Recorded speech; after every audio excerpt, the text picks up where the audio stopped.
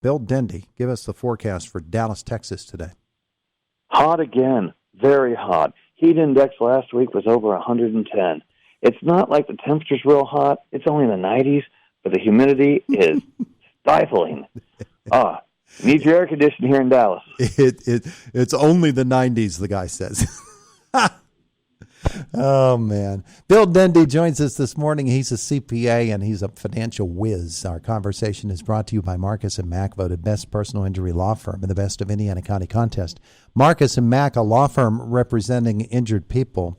Well, we had our guys from GCES on talking about pensions in our last half hour.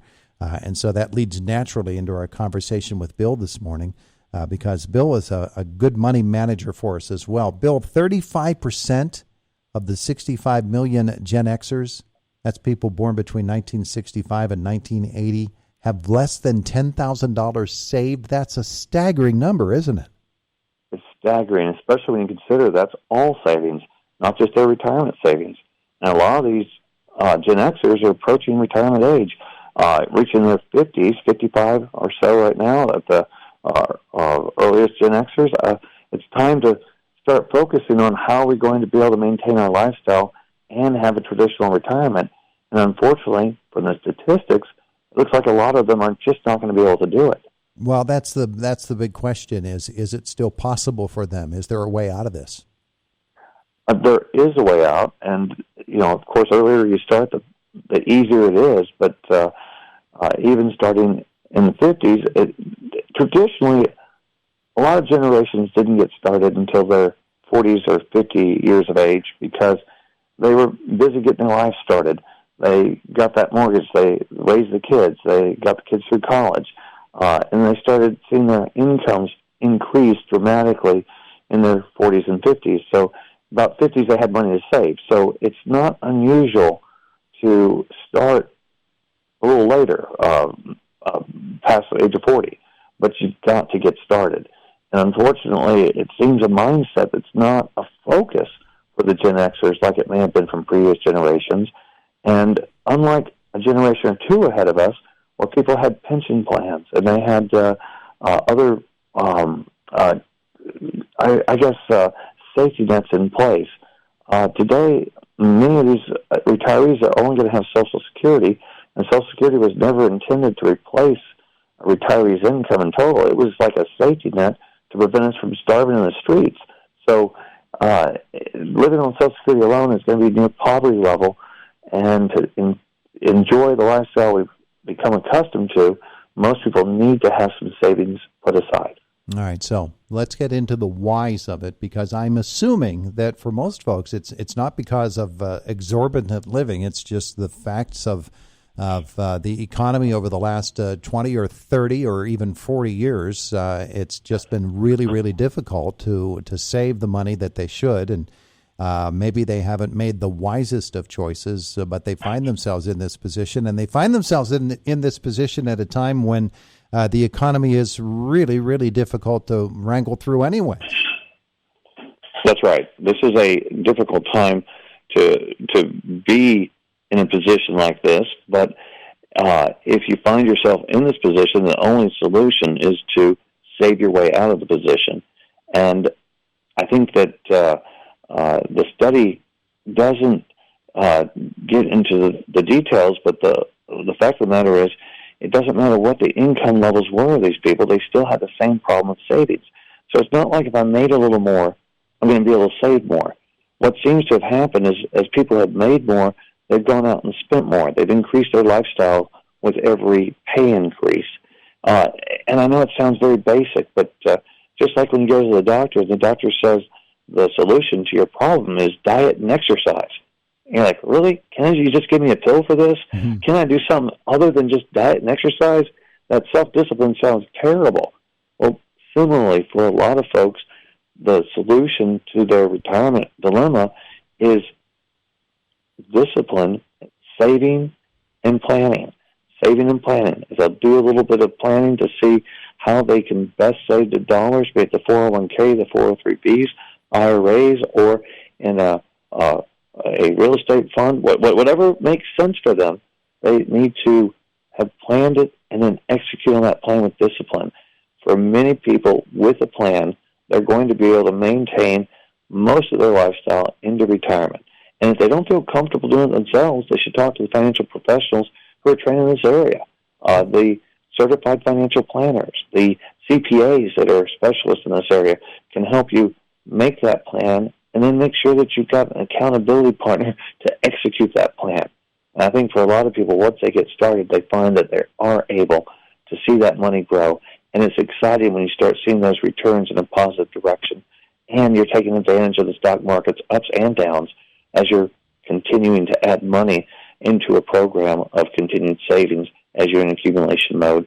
And then as you get into retirement, you can shift to the distribution mode where we make up that lost paycheck with the dividends and with the interest we receive from our investment income. Well, if you're in your 50s by now and you still haven't started saving, I think it's a lot like the New Year's resolutions we make every year. I know I should be doing better physically. I should be exercising. I should be eating right.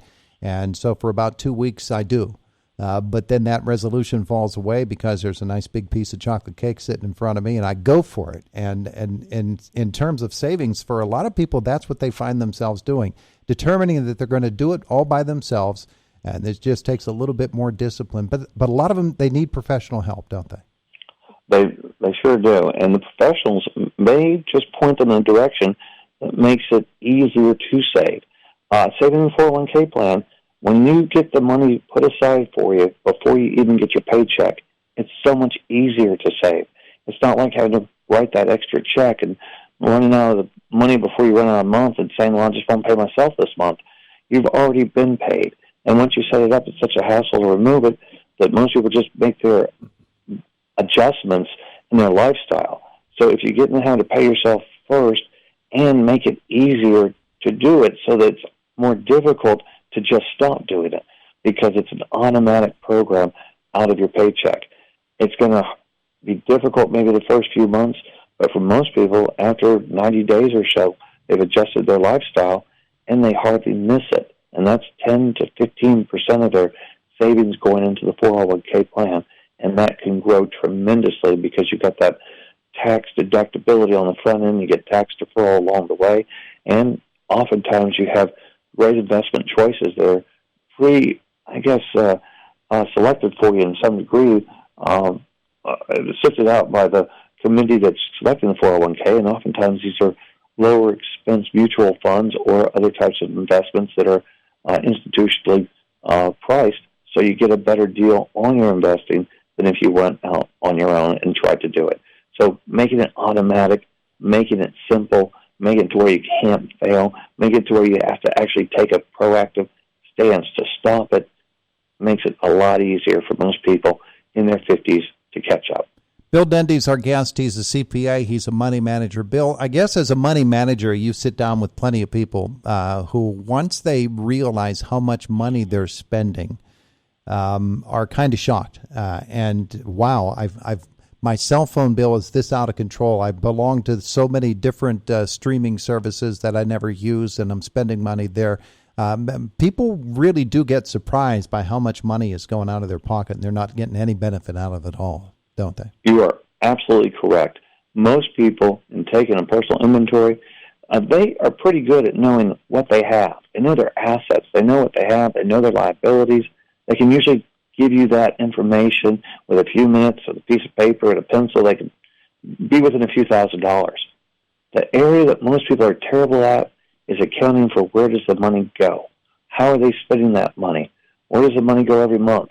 And when they take the time to look back by using credit card statements and their bank account statements, many times they are shocked to see that they have leakage everywhere.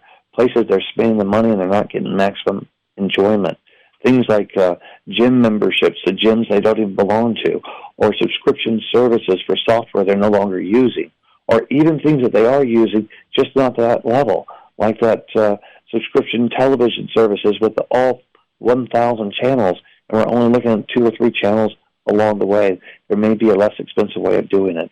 And so one of the first steps you do is an inventory of where is the money going.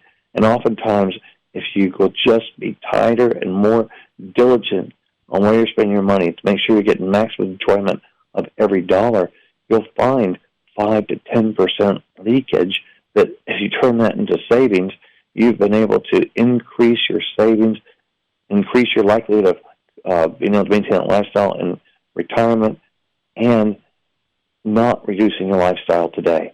That is the best of all worlds. Yeah, well, there's that. There's the old adage about it's not that you don't have the time to do something, it's just that you're choosing to use your time in other ways. And I imagine that in financial terms, it's a lot of the same.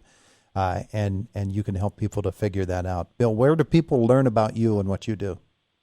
My firm is Alicorn Investment Management. That's ALICORN investmentmanagement.com. Beautiful. Bill, thanks so much for spending some time with us today. Appreciate it. God bless you. Always a pleasure. Have a great day. It is the voice of Indiana County. It's WCCS 101.1 FM, AM 1160, WCCSradio.com.